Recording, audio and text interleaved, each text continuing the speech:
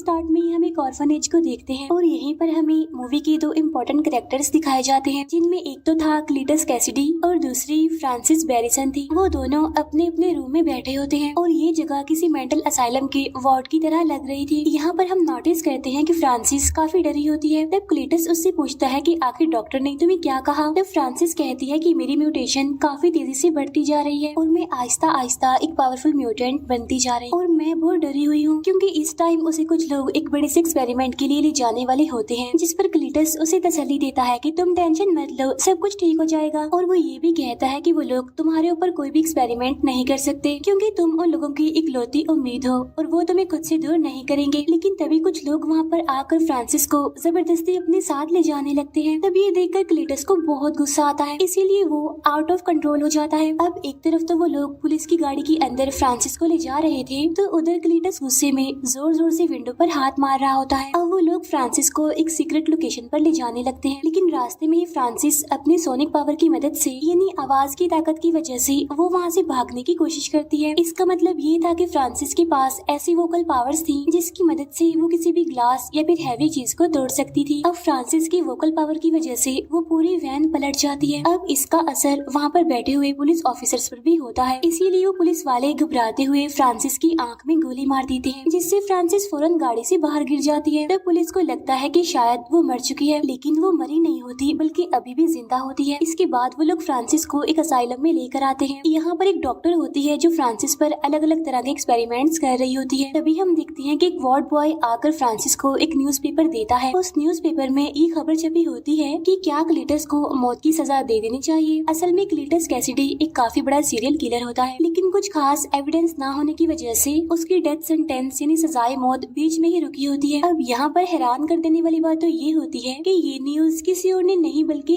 AD ने छपवाई होती है। और यहाँ पर डॉक्टर फ्रांसिस को कहती है कि क्लीटस जैसे लोगों को तो मौत की सजा जरूर होनी चाहिए। फिर नेक्स्ट सीन में हम डिटेक्टिव को देखते हैं जो कि एडी के साथ बात कर रहा होता है। यहाँ पर एडी डिटेक्टिव को कहता है कि मेरा क्लीटस से कोई भी लेना देना नहीं है, जिस पर वो डिटेक्टिव कहता है कि वो तो सिर्फ और सिर्फ तुमसे ही बात करना चाहता है। तब ये सुनकर एडी पूछता है कि मुझ में ऐसी क्या खास बात है जो वो मुझसे ही बात करना चाहता है। तब डिटेक्टिव कहता है कि जरूर कोई डेड बॉडी से रिलेटेड बातें होंगी जो वो तुमसे शेयर करना चाहता है, जाके एक बार उससे बात तो जरूर करनी चाहिए तुम्हें। अब यहाँ पर हम देखते हैं कि एडी की बॉडी से वेनम बाहर आकर उस डिटेक्टिव को खाने ही वाला होता है, लेकिन तभी एडी वेनम को रोक लेता है। इसके बाद वो दोनों यानी एडी और वेनम वॉशरूम में चले जाते हैं, जहाँ अंदर जाकर ये दोनों बातें करने लगते हैं। तभी वहाँ बैठी एक लेडी और डिटेक्टिव इनकी बातें सुन रहे थे। इन बातों में वेनम एडी को कहता है कि हमें सिटी के अंदर जाकर सिटी को प्रोटेक्ट करना चाहिए और यहाँ पर हम लोग बैठकर सिर्फ और सिर्फ बातें कर रहे हैं। अब यहाँ पर अगर देखा जाए तो वेनम एडी की इंसल्ट कर रहा होता है और साथ साथ उसे चिढ़ाता भी है, जिस पर एडी उसे कहता है कि वेनम तुम्हें मेरी रिस्पेक्ट करनी चाहिए, मैं तुम्हारा होस्ट हूँ, तो कम से कम इस बात की तो इज्जत रख लो। इसके फौरन बाद एडी यानी वेनम क्लीटस से मिलने के लिए एग्री हो जाता है। इसके बाद एडी क्लीटस से मिलने के लिए एक जेल में आता है। अब यहाँ पर उन दोनों के बीच बातें होने लगती है। यहाँ पर एडी क्लीटस से पूछता है कि आखिर तुम्हें मुझसे क्या चाहिए, तुमने मुझे यहाँ पर क्यों बुलवाया है। तब क्लीटस कहता है कि तुम्हें मेरे फैंस के लिए एक न्यूज को प्रिंट करना होगा और इसके बदले में मैं तुम्हें एक एक्सक्लूसिव इंटरव्यू दूंगा और इस इंटरव्यू में मैं तुम्हें अपने सारे सीक्रेट्स बता दूंगा कि आखिर मैंने जितने भी मर्डर्स किए हैं उनके पीछे क्या राज है और वो डेड बॉडीज कहाँ पर हैं। तब एडी उससे पूछता है कि आखिर इस पूरे काम के लिए तुमने मुझे ही क्यों चुना। तब जवाब में क्लीटस उससे कहता है बिकॉज आई लाइक यू। अब यहाँ पर क्लीटस एडी को वही न्यूज प्रिंट करने के लिए कहता है जो फ्रांसिस ने कुछ दिन पहले ही पढ़ी होती है। और जब एडी वहाँ से जाने लगता है तो क्लीटस उसे रोक लेता है और उसका ध्यान दीवार पर बनी कुछ शेप्स पर कर देता है। वहाँ पर कुछ मैसेजेस भी लिखी होती हैं, साथ साथ कुछ कब्रें भी बनी होती हैं, जिसे देखकर एडी वहाँ से आगे निकल जाता है। जाते जाते क्लीटस एडी को कहता है कि प्लीज मुझे भूल मत जाना। और जब एडी बाहर आता है तो वो डिटेक्टिव उससे पूछता है कि आखिर तुम्हें क्लीटस ने क्या कहा, जिस पर एडी सारी बात छुपाते हुए उसे कहता है कि अभी तक उसने मुझे कुछ भी नहीं कहा, लेकिन मेरी इंक्वायरी अभी भी उस पर जारी है और वैसे भी इस तरह की चीजों का पता लगवाने के लिए थोड़ा टाइम तो लगता ही है। फिर एडी अपनी बाइक पर बैठकर वहाँ से निकल जाता है। घर आने के बाद वेनम एडी की हेल्प करता है दीवार पर बनी उन सारी डायग्राम्स को डिकोड करने के लिए।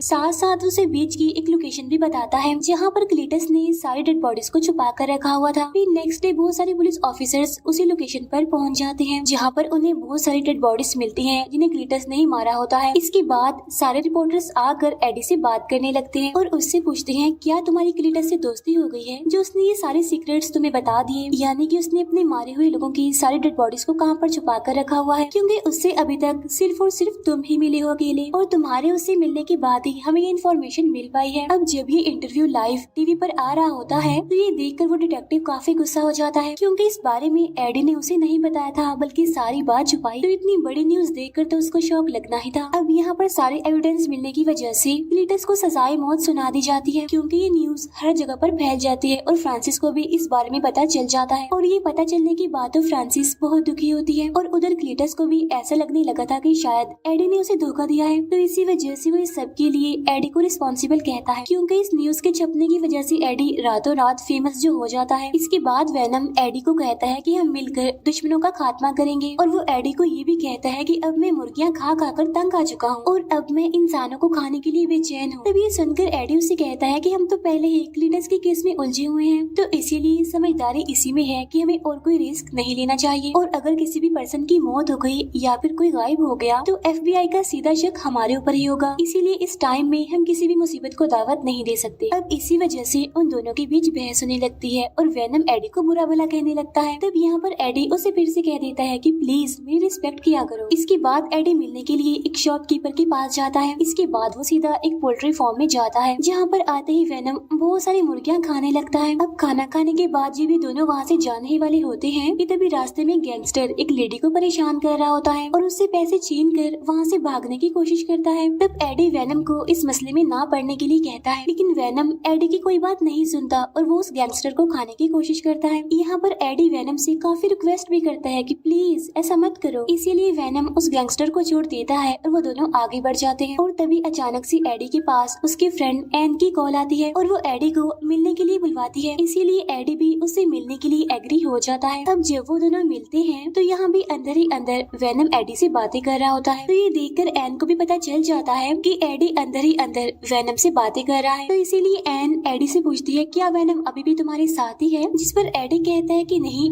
वेनम तो मर चुका है। तभी एन एडी को बताती है कि मेरी एंगेजमेंट हो गई है। तभी ये देखकर एडी थोड़ा सा इमोशनल हो जाता है और तभी एन एडी से कहती है हे वेनम कैसे हो, और मैं जानती हूँ कि तुम इस टाइम भी एडी के अंदर ही हो, तो इसीलिए प्लीज एडी का ख्याल रखना। तभी ये सुनकर एडी काफी हैरान हो जाता है और अपनी बाइक पर बैठकर अपने घर के लिए जाने लगता है जहाँ पर वेनम एडी को समझाता है कि तुम्हें इन छोटी छोटी बातों पर दुखी नहीं होना चाहिए क्योंकि हम तो बड़े कामों के लिए बने हैं ना। तब एडी उसे कहता है कि तुम्हें किसी से प्यार नहीं हुआ ना, इसीलिए तुम मेरी फीलिंग्स को नहीं समझ सकते। फिर नेक्स्ट डे हम देखते हैं कि वेनम खुद ही अपने लिए खाना बना रहा होता है और यहाँ पर वेनम एडी को एक स्ट्रॉन्ग सा ब्रेकफास्ट लेने के लिए कहता है क्योंकि जब तक एडी नहीं खाएगा तब तक वेनम को भी कुछ नहीं मिलेगा। और तभी हम यहाँ पर देखते हैं कि उनके पास एक लेटर आया होता है और ये लेटर क्लीटस का होता है जिसमें क्लीटस एडी को कह रहा होता है कि तुम्हारी वजह से मुझे मौत की सजा हो रही है। साथ ही साथ क्लीटस उसमें अपने पुराने बुरे कामों में लिखकर बता रहा होता है कि अगर मैं पैदा ही न होता तो मेरी ग्रैंड मदर को कौन मारता, साथ साथ मेरी मदर को बाथ टब में डिबोकर कौन मारता। इसका मतलब ये था कि क्लीटस ने अपनी फैमिली तक को नहीं छोड़ा था। तब क्लीटस ने उसमें ये भी लिखा होता है कि सब कुछ होने के बाद मेरे फादर ने मुझे एक ऑर्फनेज में भेज दिया और वहाँ के बच्चे भी मुझे मारा करते थे, लेकिन फिर मैं वहाँ पर फ्रांसिस से मिला जो कि एक म्यूटेंट थी जिसके पास वोकल पावर्स थी और यहाँ पर हमारी एक अच्छी बॉन्डिंग बनी और हमारी दोस्ती हो गई और फिर देखते ही देखते हम दोनों एक दूसरे को पसंद करने लगे थे। और अब एडी मैं लास्ट टाइम तुमसे मिलना चाहता हूँ, तो इसीलिए एडी भी अब उससे मिलने के लिए एग्री हो जाता है।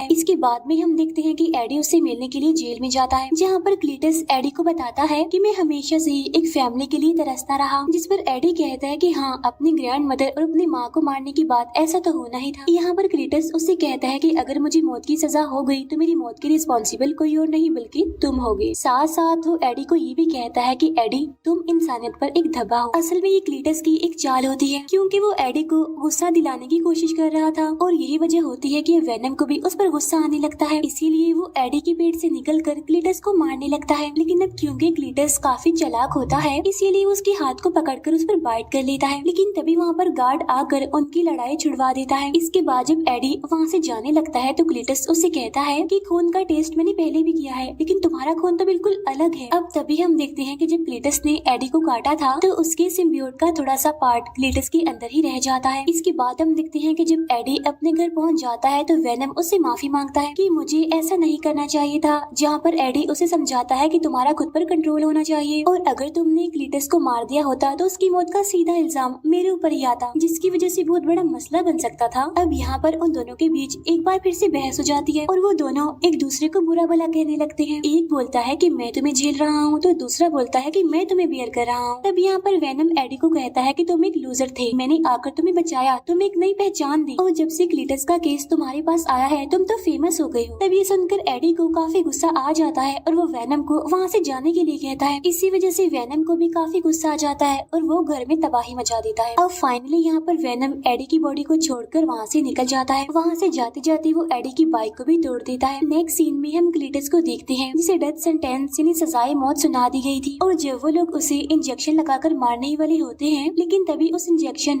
और बॉडी में होने वाली रिएक्शन की वजह से वो छोटा सा सिम्बियोट का टुकड़ा क्लीटस की बॉडी से कनेक्ट कर जाता है, जिसकी वजह से आहिस्ता आहिस्ता नया सिम्बियोट पैदा होता है और वो होता है दी कार्नेज। अब देखते ही देखते कार्नेज अपनी फुल फॉर्म में आ जाता है, जिसे देखकर वो सारे लोग काफी डर जाते हैं और वहाँ से चिल्लाते हुए भागने की कोशिश करते हैं। यहाँ पर हम देखते हैं कि कार्नेज दिखने में काफी बड़ा, काफी भयानक और बहुत ज्यादा पावरफुल है। इसके बाद कार्नेज देखते ही देखते सारे पुलिस ऑफिसर्स को खा लेता है और कैदियों को वहाँ से छुड़ाकर निकाल देता है। नेक्स्ट सीन में हम देखते हैं एडी को जो टीवी देख रहा था और वहाँ पर उसे पता चलता है कि क्लीटस जेल से एस्केप कर गया है। तब इस वजह से एडी काफी हैरान और काफी परेशान हो जाता है और तभी वहाँ पर एडी से मिलने के लिए वो डिटेक्टिव आता है और वो इस सारे इंसिडेंट का रिस्पॉन्सिबल एडी को कहता है, जिस पर एडी कहता है कि नहीं, मैं तो इस बारे में कुछ नहीं जानता कि आखिर क्लीटस वहाँ से कैसे भाग गया, इसीलिए तुम इसका रिस्पॉन्सिबल मुझे नहीं कह सकते। तब ये सुनकर वो डिटेक्टिव कहता है कि वो सिर्फ और सिर्फ तुमसे मिला है, तो क्या पता उसे वहाँ से आजाद करने में तुम्हारा ही कोई मास्टर प्लान हो। उधर हम देखते हैं कि वेनम एक एक करके बॉडीज को चेंज कर रहा होता है क्योंकि उसे अपने मुताबिक कोई सूटेबल बॉडी नहीं मिल रही थी। इसके बाद वो एक लड़की को पोजेस करके एक पार्टी में चला जाता है जहाँ पर सभी लोगों ने अलग अलग तरह के कॉस्ट्यूम पहन रखे थे और वहाँ पर एक हेलोवीन पार्टी जैसा माहौल होता है जहाँ पर सभी को लगता है कि वेनम ने भी एक कॉस्ट्यूम पहना हुआ है जिसमें वो काफी स्मार्ट लग रहा है और साथ साथ साइज में काफी बड़ा भी, इसीलिए सभी लोग उसकी तारीफ करने लगते हैं। फिर हम क्लीटस को देखते हैं जो कि गाड़ी चुराकर भाग रहा होता है। अब जिस तरह से वेनम एडी से बात किया करता था वैसे ही यहाँ पर कार्नेज क्लीटस से बातें कर रहा होता है और वो कहता है कि अभी तक दुनिया में सिर्फ एक ही सिम्बियोट है और वो है वेनम, और अगर हम दोनों मिलकर उसे खत्म कर दें यानी वेनम को खत्म कर दें तो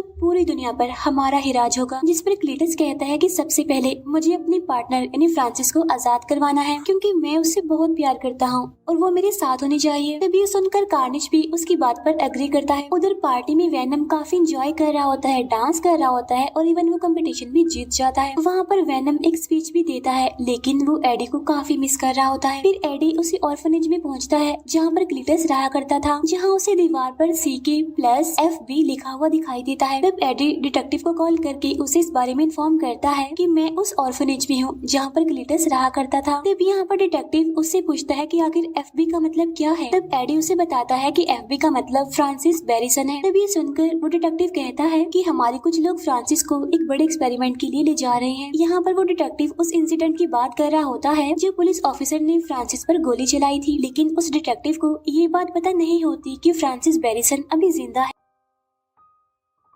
उधर क्लीटस एक शॉप में जाकर उसकी ऑनर को मार डालता है, साथ ही वो वहाँ के कंप्यूटर को हैक करके सीक्रेट लोकेशन यानी उस असाइलम का भी पता लगवा लेता है जहाँ पर फ्रांसिस को रखा गया था। अब उस असाइलम में आने के बाद तो सबसे पहले वो वहाँ के डॉक्टर्स को मारता है और फिर वो फ्रांसिस से मिलने के लिए आता है और यहाँ पर ये दोनों एक दूसरे के आमने सामने आकर बहुत खुश होते हैं। यहाँ पर क्लीटस कार्नेज की मुलाकात फ्रांसिस से करवाता है। अब ये तीनों आपस में मिलकर काफी खुश हो रहे होते हैं। इसके बाद ये तीनों ही गाड़ी की मदद से वहाँ से भागने लगते हैं और अब इनके पीछे पुलिस पड़ चुकी होती है, लेकिन कार्नेज के सामने कौन टिकने वाला था। कार्नेज बाहर आकर सारी पुलिस की गाड़ियों को उठा कर फेंकने लगता है और सभी पुलिस ऑफिसर्स को वो जान से मार डालता है। उधर वेनम एक दूसरी बॉडी में आकर उसी शॉपकीपर के पास आता है, जहाँ पर वो उनसे कुछ खाना और चॉकलेट्स मांगता है, क्योंकि एडी को छोड़ने के बाद वो काफी दिनों से भूखा था। फिर एडी को पुलिस कस्टडी में ले लिया जाता है, क्योंकि पुलिस को लग रहा था कि कल रात जो अटैक हुआ है उसके पीछे एडी का हाथ, क्योंकि एडी के घर के पास उन्हें बहुत सारी डेड बॉडीज भी मिली थी। यहाँ वो डिटेक्टिव एडी को सारी बात सच बताने के लिए कहता है। तब एडी कहता है कि जब तक मैं एक फोन कॉल नहीं करता तब तक मैं तुम्हें कुछ भी नहीं बताऊंगा। तो इसके बाद एडी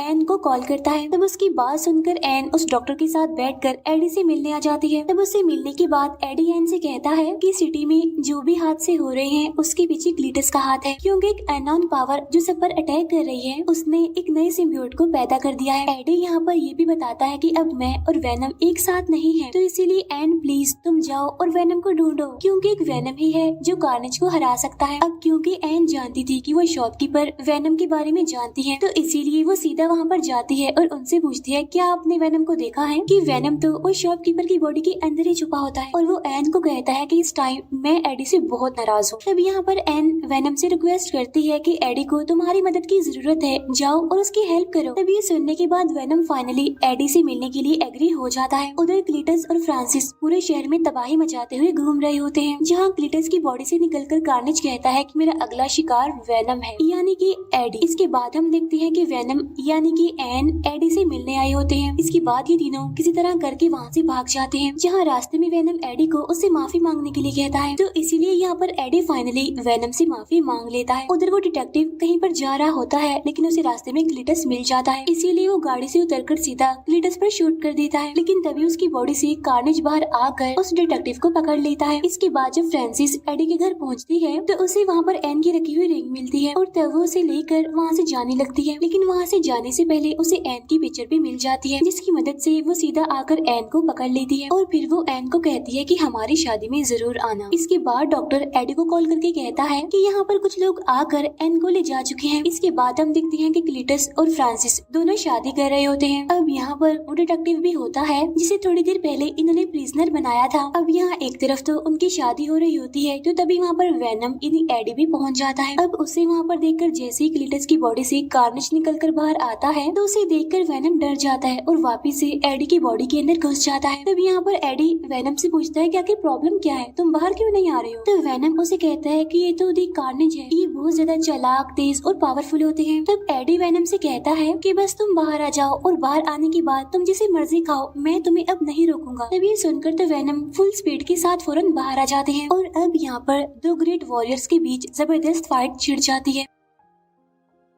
दोनों ही आपस में एक दूसरे को हराने की कोशिश करते हैं, साथ साथ एक दूसरे पर हावी होने की भी काफी कोशिश कर रहे होते हैं। लेकिन यहाँ पर कार्नेज वेनम पर भारी पड़ रहा होता है, उसे उठा कर फेंक रहा होता है। अब यहाँ दरमियान में कार्नेज और फ्रांसिस के बीच में बातें भी हो रही होती है। लेकिन अब क्योंकि फ्रांसिस के पास वोकल पावर होती है, इसीलिए वो जोर जोर से चिल्ला रही होती है, जिसकी वजह से कार्नेज को कुछ प्रॉब्लम हो रही होती है। क्योंकि हम जानते हैं कि सिम्बियोट और एक्सट्रीम लेवल की हीट सोनिक पावर को बर्दाश्त नहीं कर पाती। तब इसी बात का फायदा उठाकर यहाँ पर डॉक्टर कार्नेज के ऊपर पेट्रोल डालने लगता है और साथ ही साथ वहाँ पर एक काफी बड़ा घंटा भी होता है जो कि बजने लगता है। अब घंटे की आवाज सुनकर दोनों ही सिम्बियोट्स अपने अपने होस्ट की बॉडी से बाहर आने लगते हैं। लेकिन जैसे ही वहाँ पर आवाज आना बंद होती है तो ये दोनों सिम्बियोट्स वापिस से अपने अपने होस्ट की बॉडी में आ जाते हैं। इसके बाद कार्नेज एन को लेकर सीधा एक बिल्डिंग की टॉप पर जाने लगता है, लेकिन अब तक वेनम की बॉडी पर काफी पत्थर गिर चुके होते हैं, इसीलिए वो वहाँ तक पहुँच नहीं पाता। और यहीं पर वो एडी को कहता है कि इस बार हम ये जंग नहीं जीत सकेंगे, क्योंकि कार्नेज मुझसे बहुत ज्यादा पावरफुल है। इसके बाद कार्नेज फ्रांसिस को भी पकड़ लेता है और उसे अपना मुंह बंद करने के लिए कहता है, क्योंकि उसकी सोनिक पावर कार्नेज को काफी परेशान कर रही थी। अब क्योंकि कार्नेज की पकड़ काफी तेज होती है, इसीलिए फ्रांसिस का दम घुटने लगता है, इसीलिए वो वहीं पर गिर जाती है। तब ये देखकर क्लीटस को गुस्सा आ जाता है और वो कार्नेज को अपनी बॉडी से दूर हटने के लिए कहता है। लेकिन अब क्योंकि कार्नेज का पूरा कंट्रोल क्लीटस की बॉडी पर होता है, इसीलिए वो उसे खुद से अलग नहीं होने देता। अब ये सारा सीन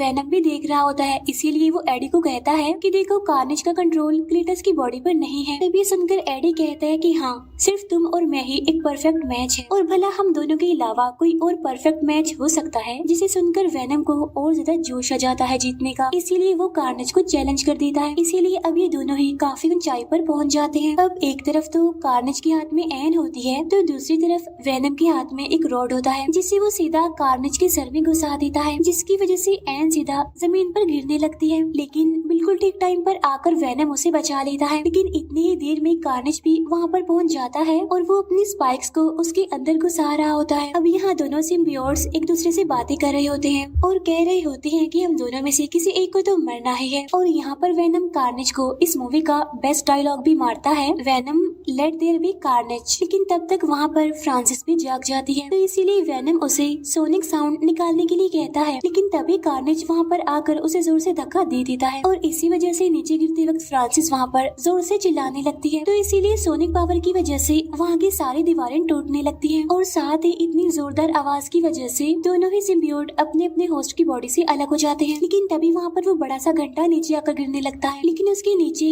फ्रांसिस लेटी होती है। लेकिन तभी वेनम वहाँ पर एक बार फिर से आकर एडी, एन, उस डॉक्टर और फ्रांसिस को बचा लेता है। यहाँ पर क्लीटस की बॉडी से कार्नेज पूरी तरह से अलग हो चुका था और यहाँ पर कार्नेज दोबारा से आकर क्लीटस की बॉडी से मिलने की कोशिश करता है, लेकिन तब तक वेनम वहाँ पर आकर उसे खा लेता है। इसके बाद वेनम वहाँ पर आकर क्लीटस को पकड़ लेता है। इसके बाद वेनम क्लीटस को भी जान से मार डालता है और इतनी ही देर में वहाँ पर पुलिस भी आ जाती है और फाइनली सारे खतरे भी टल जाते हैं। इसके बाद एडी उस डॉक्टर को कहता है कि तुम एन को अपने साथ ले जाओ, लेकिन यहाँ पर हम देखते हैं कि इस हादसे में वो डिटेक्टिव बच गया होता है। इसके बाद हम देखते हैं कि वेनम और एडी एक किनारे के पास बैठे होते हैं। लेकिन इसके बाद सीन शिफ्ट होकर एक रूम पर आता है जहाँ पर एडी बेड पर सो रहा होता है। तो वेनम उससे पूछता है क्या हम दोनों को एक दूसरे से कुछ सीक्रेट्स छुपाने चाहिए। तब एडी कहता है कि हर चीज का एक पास्ट होता है। तो वेनम उसे कहता है कि मैं तुम्हें कुछ बताना चाहता हूँ, लेकिन अगर मैं तुम्हें बताऊंगा तो तुम्हारा दिमाग फट जाएगा। लेकिन ऐसी बहुत सारी बातें हैं जो मैं जानता हूँ और तुम्हें बताना भी चाहता हूँ, लेकिन वो सारी बातें बहुत ज्यादा कॉम्प्लिकेटेड हैं। तब यहाँ पर एडी को लगता है कि शायद वो अपने सिम्बियोट के बारे में उसे बताएगा, लेकिन तभी वहाँ पर टीवी फ्लिकर करने लगता है और आसपास की सारी चीजें बदलने लगती हैं। अब यहाँ पर एडी को ऐसा लगता है कि शायद ये सब कुछ वेनम कर रहा है। तभी सुनकर वेनम कहता है कि नहीं,